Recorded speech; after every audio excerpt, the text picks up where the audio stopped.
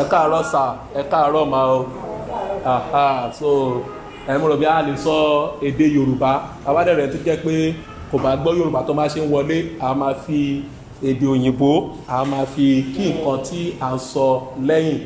Mo kí gbogbo akáàbọ̀ sí ètò tí a gbé kalẹ̀ yìí láti ran àwọn èèyàn wa ní pàtàkì àwọn àgbàlagbà láti fi ràn wọ́n lọ́wọ́ nípa ìlera wọn. Gẹ́gẹ́ bí a ti mọ̀, nǹkan tó ṣe pàtàkì jù fún ẹ̀dá náà ni ìlera, àbí bẹ́ẹ̀ kọ́ sà? Torí tí ò bá sí ìlera kò sí nǹkan tí èèyàn lè gbé ṣe, torí ìlera ó ṣe pàtàkì. Ìyẹn tó bá sọ pé òun fẹ́ sáré láti lọ ṣiṣẹ́ owó, bó bá nílera kò lè ṣe bó yẹ kó yẹ ṣe. Ẹni tó bá tiẹ̀ lówó kékeré tó tọ́jú sílé tàbí tó lówó kékeré tó wọlé, tó bá sí ìlera, orí àìsàn yẹn àìlera ni wọ́n máa ná owó yẹn sí. Nítorí ẹ̀ ni ìlera ló jẹ́ ohun àkọ́kọ́ nínú gbogbo ohun tí a máa ń ṣe. So torí ẹ̀ ni ẹgbẹ́ Atáyéṣe Health Club yẹn wà lọ́ra bẹ́ẹ̀ ẹgbẹ́ tá à ń pè wà lẹ́gbẹ́ ẹgbẹ́ tá à ń pè ní ìyẹn oṣù ẹgbẹ́ abẹ́ organization tá à ń pè ní Atáyéṣe Health Network ni, ṣùgbọ́n a máa ń ní àwọn health clubs káàkiri ní àwọn ìlú wa. A ní l'Èkó bí, a ní ní Ogun State níjẹ̀bú, a ní ní Ìbàdàn ní Ọ̀yọ́ State. Ní ọ̀sẹ̀ ìlágbára Ọlọ́run a máa bẹ̀rẹ̀ health club wa ní Ìlọrin bí a ṣe ń ṣe nìyẹn, so that a lè fáwọn èèyàn ní àǹfààní, a lè ró wọn ní agbára nípa pé kí ìlera wọn kó lè wà ní ipò tí ó yẹ kó wà. So nǹkan tí à ń ṣe nìyẹn. So Atáyéṣe Health Club of Igbogbo ó kí yín káàbọ̀ sí ètò tá a gbé kalẹ̀ yìí, pé kí àwọn èèyàn wá láti yẹ ara wọn wò, láti rí dókítọ̀, láti lè rí pé àwọn ọmọ bí ara wọn ṣe bó ṣe rí. Ṣùgbọ́n gbogbo ètò tá a máa ń ṣe nǹkan kan ṣe pàtàkì, òun ni ìdánilẹ́kọ̀ọ́. Torí ìdánilẹ́kọ̀ọ́ òun ló máa ń jẹ́ ohun ìrónilágbára àkọ́kọ́ tí a máa ń fún àwọn èèyàn. A máa ń fi ìdánilẹ́kọ̀ọ́, a máa fi empower wọn láti lè mọ nǹkan tó máa ṣe láwọn lè wà ní ìlera tí ó yẹ kí wọ́n wà. So a máa ṣe health talk yìí bí 10 minutes 15 minutes, then àwa bẹ̀rẹ̀ ètò yẹn ni wò láti mọ àwọn nǹkan tí a máa fún wa náà. A máa fún láwọn oògùn kan tá a máa lò lénìí, àdẹ́rọ̀ wá pé kí a rí pé a continue nǹkan tá a ṣe lénìí kẹ́lẹ̀ tẹ̀síwájú láti rí pé ẹ̀yin yára yín wò lóòrèkóòrè. So ní ìdánilẹ́kọ̀ọ́ tá a fẹ́ ṣe lénìí ó simple gan fún wa. Nǹkan méjì ni máa fẹ́ ká mú lọ lẹ́nu ìdánilẹ́kọ̀ọ́ yìí. Bẹ́ẹ̀ máa ń sọ fún wa pẹ̀lú àti ẹ̀ṣin tọ́ wa, ẹ máa ń lé wa lọ sí school, ẹ máa ní ká fi sí ọwọ́ òsì, ká bá ṣe kí ni, ká bá yẹ fi jẹba kọ́tà bá fi sọ́wọ́ ọ̀tún á fi jẹba àgbàgbé, ṣùgbọ́n tá bá fi sí ọwọ́ òsì à ní fi jẹba, á wà ní ibẹ̀ á lè máa mú lò. So nǹkan méjì ni fẹ́ ká mú lọ lé tó yẹ pé àdẹ gbọ́dọ̀ gbàgbé, ọdẹ máa jẹ́ ohun tí ó máa darí bí a ṣe ń gbé ìgbésí ayé wa. Nínú gbogbo ohun ìlera, gbogbo ohun tí ó fún wa ní ìlera, mo fẹ́ kí ẹ̀kọ́ tí ẹ̀ kẹ́ gẹ́ẹ̀sì tàbí ẹ bá mọ̀, nínú gbogbo ẹ̀ lóríṣiríṣi nǹkan tó yóò lè fún wa ní ìlera, kí ní ohun tó ṣe pàtàkì jù nínú ẹ̀ nípa tá máa ń ṣe nípa ara wa, nípa ìlera, ohun tí ó ṣe pàtàkì jù tí ó lè affect ìlera wa ní bóyá ní dídá ní o, dídára ní o tàbí ní àbúrú, kí nìkan tí ó ṣe pàtàkì jù. Mọ́mí dájì ta ló ní ẹ̀kẹ́kọ̀ọ́ gẹ́ẹ̀sì ní gbogbo nǹkan tá máa ń ṣe wọ́n lù àmà ẹjọ́ kò wọ́n mi. Nǹkan tí a lè ṣe nípa kí ara wa lè gbé dáadáa fún àǹfààní ara wa, àwa tí a ti dàgbà díẹ̀, lórí àìdàgbà díẹ̀ ni àti ìdarúgbó. Bẹ́ẹ̀ ni ẹ̀ tí ìdarúgbó tí wọ́n 90. Ìdẹ̀dẹ̀ 100. So tí a bá jí láàárọ̀ gẹ́gẹ́ bá ṣe máa ń sọ, wọ́n ṣe máa ń sọ ta máa ń gbọ́, kí a gbé apá wa sókè,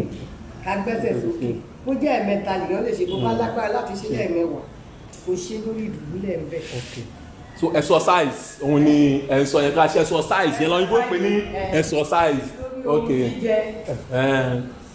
Ó yẹ ká máa ní àkíyèsí ara wa gẹ́gẹ́ bí nǹkan tí màmá yẹn fún àkọ́kọ́ wọlé, bẹ́ẹ̀ ni ń dá wọn lóhùn pé àgbàlagbà náà láti ní àkíyèsí ara láti máa jẹ nǹkan àbí máa mú nǹkan. Tí a bá jẹ nǹkan tí kò bá bá wa lára mu, láwo bí ó ṣe rí nínú wa, á ti mọ̀ pé lè kò ní máa jẹ. Ok. Àbí mo mú nǹkan. So exercise àwọn eré ìdárayá tá à ń ṣe, ìkejì ní oúnjẹ tí lásìkò òkè oògùn lílò kálò lásìkò bá ṣe ní kálò bẹ́ẹ̀ ni àrípẹ̀ lára wa. ok so exercise àti oúnjẹ bẹ̀rẹ̀ wọ́n ní ká mú ẹyọ kan tó ṣe pàtàkì jù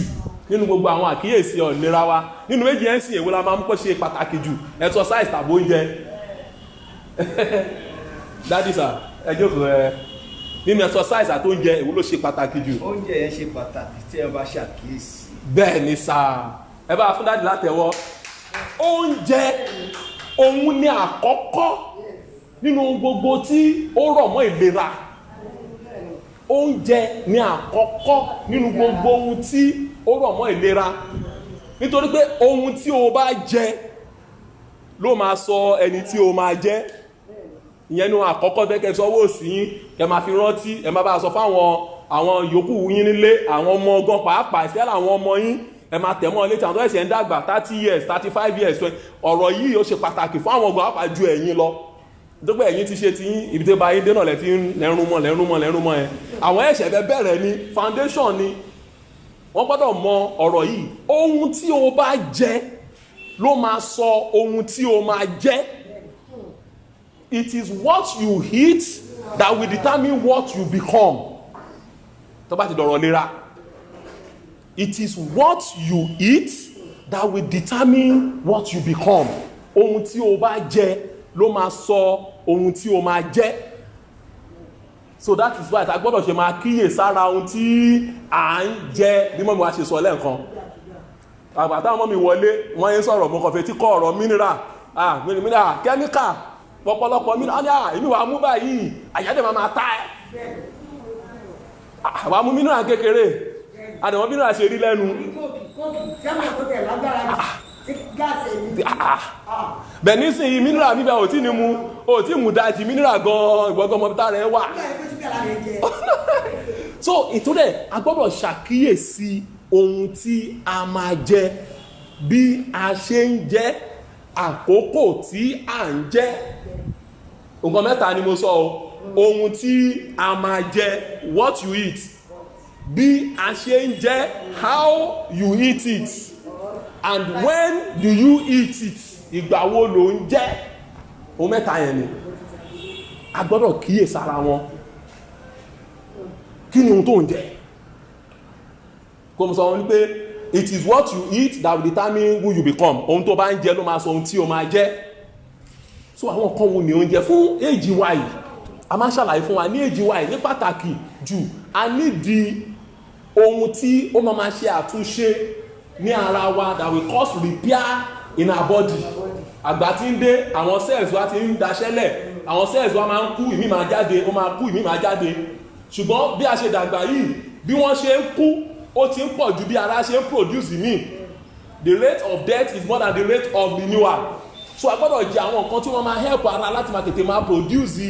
àwọn nǹkan tá à ń jẹ ẹ̀fẹ́ bèrè wa yes I no problem ẹ jókòó. àkọ́kọ́ bẹ̀ ìgbọ́n tó bá máa produce ara tí a bá ti máa rí ṣéǹjì sí ara àkọ́kọ́ bẹ̀ èso jẹ́ number one. èso bẹ́ẹ̀ ni mà wọ́n mi ti ẹ̀ ti láti gbọ́ yẹ wọ́n mi ti sọ̀rọ̀ sí èso bẹ́ẹ̀ ni ọ̀gẹ̀dẹ̀ bẹ́ẹ̀ ni apple bẹ́ẹ̀ ni pineapple gbogbo nǹkan bẹ́ẹ̀ yẹn sọ. yes. ṣé ọba ní kankan tó ń ṣe tó máa ń jẹ tó máa ń jẹ. yeah yes. ṣe àlàyé nínú nǹkan tí a lè jẹ tí ó lè jẹ tí pé ara lè máa produce àwọn nǹkan tó ń kú yẹn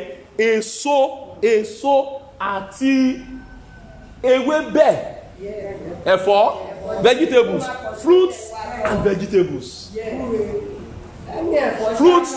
and vegetables ó ṣe pàtàkì fruits and vegetables ó ṣe pàtàkì nínú àwọn kan tí a gbọ́dọ̀ máa jẹ ó gbọ́dọ̀ pọ̀ nínú oúnjẹ wa ju àwọn tí nǹkan míì lọ ara gbọ́dọ̀ máa produce àwọn nǹkan yẹn because fruits and vegetables ní àwọn vitamins and àwọn chemicals àwọn tó máa jẹ́ kí production kí ó pọ̀ dáadáa so kí ni nǹkan tá a máa jẹ o fruits and vegetables kó pọ̀ dáadáa ṣùgbọ́n àwa tá a bá ní ìtọ̀ ṣúgà tó tàn pé ní diabetes a máa ń fún wa láwọn èso kan tí a gbọ́dọ̀ máa jẹ, màá fáwọn yẹn fún wa later. So èso àti ewébẹ̀, àwọn fruits, vegetables, ẹ̀fọ́ ó ṣe pàtàkì. Nísìnyí a ṣiṣẹ́ púpọ̀ mọ́, a lè fi jẹ́ tàn ṣe ń sin ìwé ìgbà tí a ṣe lọ sí Ìdúmọ̀tà lọ rajà, ta máa kó wá sí Kòròdú, a máa fẹ́ rírù láti Kòròdú, a máa rùdé gbogbo iṣẹ́ yóò sí mọ́.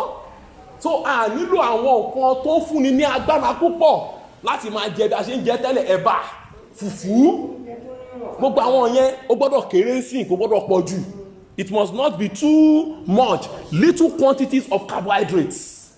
Ẹ̀bà, fùfú, iyán, iṣu, ìrẹsì, àwọn nǹkan bẹ́ẹ̀ yẹn a gbọ́dọ̀ dínkù, kò gbọ́dọ̀ pọ̀ jù. Díẹ̀ díẹ̀ níwọ̀ntúnwọ̀nsì la máa jẹ. Ìkẹta, protein. Àwọn yẹn gan ni ó ń build àwọn nǹkan padà lára. So a gbọ́dọ̀ jẹ protein, ṣùgbọ́n a máa ń sọ fún wa protein polisi méjì. Protein tinú àwọn ewé àwọn nǹkan tá a gbìn, then protein tinú ẹran, animal, other fish or meat. Nínú ti animal máa sọ fún wa, nínú ẹran àti ẹja èwo ló bẹ́tà jù? Ẹja ló bẹ́tà jù ẹran lọ láti jẹ fún wa. Nínú ẹja náà èyí tó nípẹ́ tàbí èyí tó nípẹ́, èyí tó nípẹ́ ó dájú èyí tó nípẹ́ lọ. Èyí tó nípẹ́ ó dájú èyí tí kò nípẹ́ lọ. So ìyẹn lọ́rọ̀ ti bẹ̀rẹ̀ nínú àwọn ti protein ti inú àwọn nǹkan tá à ń gbìn, ohun ọ̀gbìn, ó dá ẹ̀wà, soya beans, ẹ̀gúsí, ẹ̀mọ̀pá ẹ̀gúsí, protein ni melon, wà okay, milk, ẹ̀tọ́ àjẹ́ pé milk ti fresh milk tara màálù direct and all those ones, àwọn ẹ̀ṣì wà okay. Tàbárí ìgbà tí wà ní Kaduna tí mò ń ṣe àgùnbánirọ̀ tí mò ń serve, mo kọ́kọ́ máa ń wà àwọn tó máa ń kiri fúrá àti inú máa ń gún ọba kan jọ́kọ̀ tí ọmọ mọ́là kan láì serve, doctor take am now, you go good, dem náà dẹ̀ mú bí ọjọ́ bí oníbàárà mi ṣe rí, ọjọ́ ìgbọ́n náà jókòó máa dóde fúlàní ẹ̀ kó rù dé, máa jókòó dé, a máa jókòó sí géètì báyìí, nítorí fresh milk, protein ni, fresh one, fresh one, ẹ̀bá lè tọ́ ṣe tó clean, hygienic one, a clean one, you will enjoy it. So that is it. So ẹ̀yẹ́ ká lè tètè àlè. So kí ni ohun tí à ń jẹ? Mo ti fún wa láwọn tí à ń jẹ. Àyè máa wà fún ìbéèrè lọ́wọ́ fún wa ní àyè máa fún béèrè ká máa béèrè. So ìyẹn tí à ń jẹ, ó dára kí a jẹ nǹkan tá a fẹ́ jẹ ní fresh. Fresh, ẹ mọ̀ pé èso fresh ni. Ẹ̀fọ́, àkàn fi omi gbóná, àkàn sè díẹ̀ fẹ́rẹ́fẹ́. A máa ṣe fẹ́rẹ́fẹ́ ní kìí pa máa ṣe fẹ́rẹ́fẹ́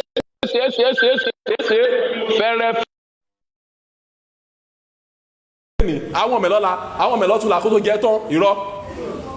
ẹsẹ̀ ẹ̀fọ́ ilé ní ẹ̀parí nǹkan ilé ní ṣókí díẹ̀ má ṣe ẹ̀fọ́ ọjọ́ mẹ́ta kẹ máa wọ́n mẹ́ kò sí nǹkan nú ẹ̀ tẹ́bá ti wọ́n mẹ́ àtẹ́bá pé gbé sínú freezer bẹ́ẹ̀ tán ẹ̀bù sínú kẹgbẹ́ freezer ẹ wá bù ẹ̀sẹ̀ ẹ̀wọ̀n ẹ̀jẹ̀ ṣùgbọ́n kí ẹgbẹ́ ìtẹ́ wọ́ọ̀mù ẹ̀bùnú ẹ̀túgbé padà ẹ̀túgbé sórí iná gbogbo ẹ̀tú wọ́ọ̀mù rọ́. So fresh, try and eat your food fresh. Èyí tí ó dáa jù ká ṣe é, a lè yan ṣíṣe jù kò dáa, dídín ẹ̀tọ́ àti avoid nǹkan dídín lọ dídín ò gbọ́dọ̀ tó bá necessary ni, tó bá necessary a lè fẹ́ ṣe ọbẹ̀ kára fi epo díẹ̀ ká fi ṣe é. Bẹ́ẹ̀ mi adín ata, adín ẹran, adín ẹja, adín lè, adín tọ̀hún, adín rice, adín ẹwà,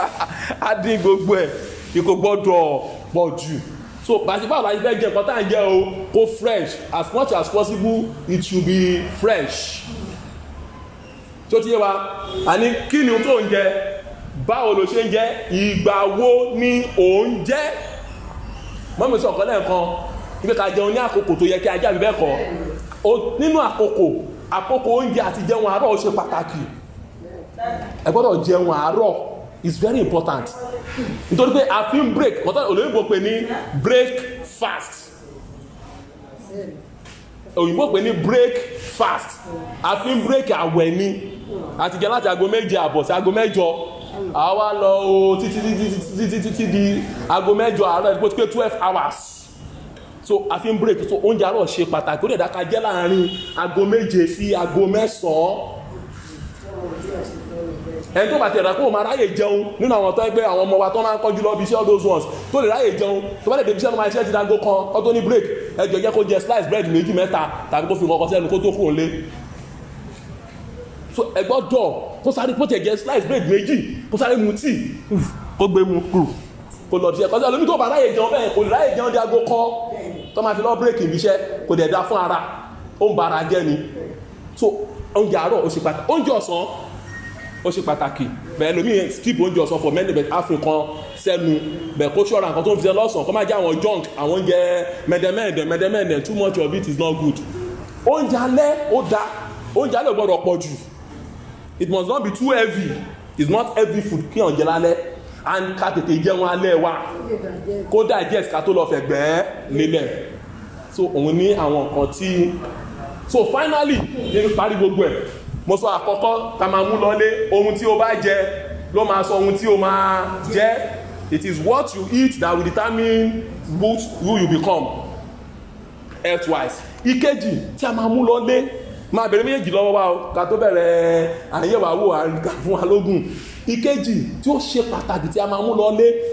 ni kí a jẹ oúnjẹ wa bí oògùn ká jẹ oúnjẹ wa bí oògùn ká má bàa jẹ oògùn bí oúnjẹ màá ṣàlàyé nǹkan tó túmọ̀ sí fún wa tẹ́lẹ̀ bá jókòó lẹ́nu tó bá jẹun tó bá gbé igbá oògùn jáde tó bá kó oògùn sílẹ̀ tẹ́ bá ń kà ní ẹyọ kọ̀ọ̀kan ẹlòmíì ń lo tábìlẹ̀tì bí almost 12 láàárọ̀ tó bá tún di ọ̀sán á tún lo bí mélòó kan tó bá tún dalẹ́ á tún lo tábìlẹ̀tì bí 6 bí 8 lálẹ́ kí ló wá ń jẹ ṣé oúnjẹ ló ń jẹ tàbí oògùn ló ń jẹ tọ̀sọ́ bá lóògùn yẹn lójúmọ́ wàhálà dé so gbọdọ̀gbọdọ̀ gbà so ẹwọ kí ló wá ń jẹ gangan oògùn ló ń jẹ kò jẹun nítorí pé jébí o bá ti ẹ̀pá tó bá wù kó jẹun nítorí ó máa lo oògùn ó gbọ́dọ̀ jẹun so oògùn yẹn gangan ni oúnjẹ tó ń jẹ kí ló dẹ̀ fà á nítorí pé àìlera ẹ̀ ti burú kò dá mọ́ ni ilé ara ẹ̀ ò dá mọ́ bí tẹ́lẹ̀ so ó ti wá sọ oògùn di oúnjẹ nítorí pé kò jẹ oúnjẹ bíi oògùn so tá bá fẹ́ jẹun àkíyèsí kan tá ń jẹ ṣé protein wà ń bẹ̀ ṣé carbohydrate kékeré wà ń bẹ̀ ṣé fat and oil ọ̀rá ọ̀pọ̀ jù nú ẹ̀ ṣé vegetables àti àwọn yẹn pọ̀ dáadáa torí ẹmọ̀ pé tí máa jẹ báyìí ara mi á lè ṣe kí ni á lè wà láyé tó yẹ kó wà so mo ṣàkíyèsí nǹkan tí mò ń jẹ mo ti sọ oúnjẹ mi di oògùn nítorí pé mo ò fẹ́ sọ oògùn di oúnjẹ ní ẹ̀yìn ọ̀la ṣàkíyèsí so ẹni tí ó bá jẹ oúnjẹ bí oògùn kò ní sọ oògùn di oúnjẹ so ká jẹ oúnjẹ wa bí oògùn ká má bàa sọ oògùn di oúnjẹ eat your food as drugs as medicine so that you don't turn your medicine into food so ìdánilẹ́kọ̀ọ́ alẹ́ nìyẹn nípa oúnjẹ jíjẹ so mo máa rọ̀ wá kí a máa ṣàkíyèsí nǹkan tí à ń jẹ oúnjẹ ṣe pàtàkì oúnjẹ dàbí petrol nínú mọ́tò ni àti engine oil inú mọ́tò àti omi inú mọ́tò àti brake fluid inú mọ́tò àti gear fluid inú mọ́tò oríṣiríṣi nǹkan la máa ń dà sí ẹlòmí àkọwọ́ mọ́tò kan lọ kò mọ̀ oríṣiríṣi nǹkan láńdà a máa rọ epo sí a máa rọ omi sínú radiator a máa rọ engine oil sínú engine a máa rọ brake oil sínú gear sínú brake system a máa rọ gear oil sínú gear so a gbọ́dọ̀ ṣe gbogbo yẹn a dẹ̀ lè sọ pé mo ti rẹ epo sí mọ́tò mo ní fi engine oil sí mọ́tò máa ṣe kí ni engine máa náà mo ní torí pé mo ti fi engine oil sínú mọ́tò mi ra petrol sí mọ́tò ò ní move engine ò ní ṣiṣẹ́ mo ní torí pé mo ti ra engine oil mo ti fi petrol sí mo ò ní fi brake oil sí bí kí n fi brake oil sí brake ò ní mú jàǹbá dẹ̀ nìyẹn so bí ara wa ṣe rí náà nìyẹn so a gbọ́dọ̀ ṣàkíyèsí nǹkan tá à ń jẹ arí pé a jẹ nǹkan tó necessary tó wà láàgbè bó ṣe yẹ kó wà kí mọ́tò wa lè ṣiṣẹ́ dáadáa ara wa ní mọ́tò ó lè move dáadáa kó má dà ṣẹlẹ̀ tó tá bá ti ń ṣe yẹn mẹkáníkì akọ̀dé pé check up nìkan ni mẹkáníkì máa ṣe fún mọ́tò wa so bí ara wa ṣe rí nìyẹn tó torí àyè sọ pé ká máa ṣètò òun ló wá mú wá sí nǹkan tí à ń ṣe ní ẹgbẹ́ àtayé ṣe gangan ṣe rí check up yẹn òun làwa kọjú sí gangan jù torí tẹ bá ń jẹun dáadáa tẹ́ ń tẹ́kì ara yín tẹ́ wá ń ṣe check up dáadáa ẹ ti ń dènà kíni ẹ ti ń dènà àwọn àìsàn oríṣiríṣi. Prevention is better than cure. Ọ̀tá àwọn àṣẹ látàrí ṣe jù nìyẹn tó dáa ṣe wálé nísìn ẹ̀wù yan 30 là ní kọ́ fún wa lórúkọ àti wọn náà bá gbọ́n mo pè lánàá mo pè mọ́mì mo pè yín máa mo pè yín sà tẹ́bí pè yín ó kè mí pè yín lánàá yín kọ́ mo pè yín àwọn ọmọ kọ́kọ́ pè gbàrà àwọn olórúkọ kọ́kọ́ dé mo pa àwọn náà mo pe àwọn bẹ̀tẹ̀ àwọn kan tó fún anọ́mọ̀ fún anọ́mbàs àwọn tí àwọn youth council tó fún alórúkọ ẹ̀ tí Táyọ̀ ọ̀ṣọ́ tó fún alórúkọ kò fi àwọn sókè hẹ́n kò sórí nọ́mbà ń bẹ̀ bẹ̀tẹ̀ àwọn ẹbí mẹ́fà bí mẹ́jọ kò sórí nọ́mbà wọn bẹ̀ mìíràn yẹn pè ok that's all ẹ̀ so mo pẹ́ everybody so ká lè rí pé à ń chẹ́kì ara wa so Àtàyè Health Club náà tá à ń ṣe nìyẹn ibi tá a bá ti wà àwọn àgbàlagbà àtàwọn tó bá darapọ̀ mọ́ àmọ́ rí pé wọ́n ní àǹfààní àti ṣàyẹ̀wò ní oṣooṣù so àmọ́ káyọ̀ kan darapọ̀ mọ́ ẹgbẹ́ yẹn tó darapọ̀ mọ́ ẹgbẹ́ yẹn wọ́n máa ṣe àwọn àyẹ̀wò wọn òun náà ní tá à ń ṣe ń bí so a máa rọ̀ wá good morning how's everything wọ́n ṣe bọ̀ ẹ̀yàn náà ni a máa bẹ̀rẹ̀ nígbà kan ṣe ìdánilẹ́kọ̀ọ́ fún àwọn èèyàn so Àtàyè yẹn la máa rọ̀ wá pé ká try ṣé Àtàyè kò ń ṣe replacement okay from the SYN okay no problem you can see that Àtàyè ò ń ṣe replacement fún hospital wa o wọ́n ṣe pé tẹ́bá tí wọ́n Àtàyè àti ní kẹ́ council hospital yín o then lo a kàn fẹ́ ran iṣẹ́ ìránṣẹ́ yẹn lọ́wọ́ dáadáa fún yín ni tàbá lọ sí hospital dáadáa irú nǹkan tá a ṣe láàárọ̀ yìí àti ọ̀dẹ̀ tí ń lọ sí hospital sàfihàn máa lọ fún àwọn clinics ọmọ ẹ̀mí lọ́ máa ń ṣe ìdálẹ́kọ̀ọ́ fún yín ó rí à àwọn kan máa ń ṣe lẹ́kọ̀ọ́ bẹ̀ tó rí à wọ́n kàn máa ń mọ̀ kí ló ṣe yín ẹ lọ rògùn yín bẹ̀tì ìdálẹ́kọ̀ọ́ tá a ṣe é sìn ó ràn yín lọ́wọ́ ju ẹ̀kọ́ dédé gbóògùn nìkan ẹ̀kọ́ lọ́lé púpọ̀ náà táà lọ sí hospital mélòó ló lè gbé fóònù kó pe dókítà ẹ dókítà kan bá ń ṣe ní dókítà ní màmá òkè ẹ dúró ẹ jẹ́ kí n wo kọ̀síṣẹ́rí tá a bá jọ máa Àtàyè ṣe lórí fóònù mi yìí tá a bá rí ẹnìyẹn lẹ́nìí rẹ́kọ̀dì yẹn wà lórí fóònù tó bá pè tí má bèrè orúkọ yín aláti ẹ̀ gbogbo kíní kankan mẹ́bọ̀ máa ní kó drop máa wo rẹ́kọ̀dì yẹn àwọn kan tá a ti fún àwọn kan tó ti ń lò kan tó wà lórí ẹ̀ máa wá pẹ́ níyẹn padà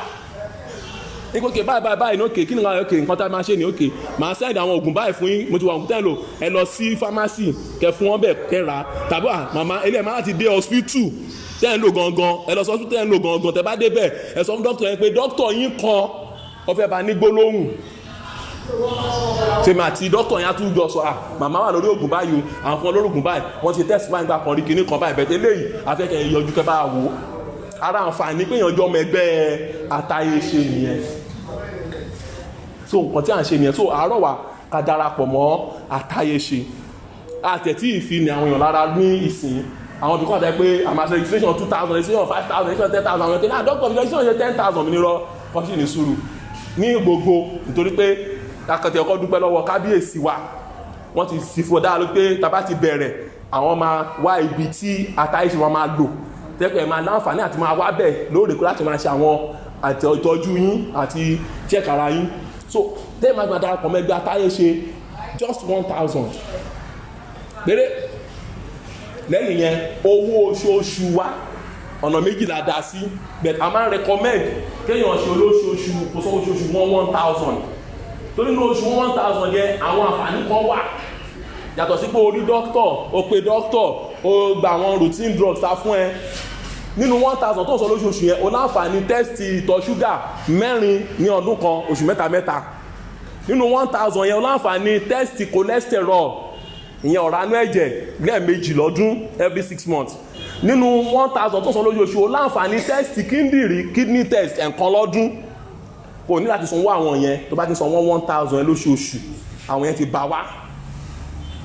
bẹ̀tẹ̀ tó bá ń sọ 500 gbogbo àwọn àǹfààní tó kù yẹn lọ́pọ̀ máa rí àǹfààní àti rí dókítọ̀ àǹfààní àti wà ní ìpéjọba àǹfààní pé ó pe dókítọ̀ lórí fóònù àǹfààní pé bóyá ó gba routine drugs àwọn pàpẹ́ bẹ́ẹ̀ ti test tá máa fi kún èèyàn á sanwó 1,000 lóṣooṣù so àmàrà pé tó bá ti máa di oṣù tó ń bọ̀ every second Thursday no third Thursday bí third Thursday ní third Tuesday sorry every third Tuesday la máa ń wá síbí náà fún aláǹfààní bí tá bá ti pọ̀ dáadáa kábíyèsí ti fún wa ní ìdánilójú ilé ta máa dùnú gbogbo èèyàn ṣe problem máa fún wa ní àdé máa ṣí ní ojoojúmọ́ fún àǹfààní wa so nǹkan tá à ń sọ fún àìsó ẹjẹ́ ìdarapọ̀ máa ta máa dára lóhun a máa ṣe nǹkan tá máa bẹ̀tọ̀ bá ti di oṣù tó ń bá àárọ̀ wà káwá darapọ̀ mọ́ nǹkan tá à ń ṣe níbí so nǹkan tó wà bẹ̀rẹ̀ tabalẹ̀ tí ó ní ìbéèrè so ẹ ká béèrè àwọn ìbéèrè wa kí a lè continue àti máa dá wa lóhùn.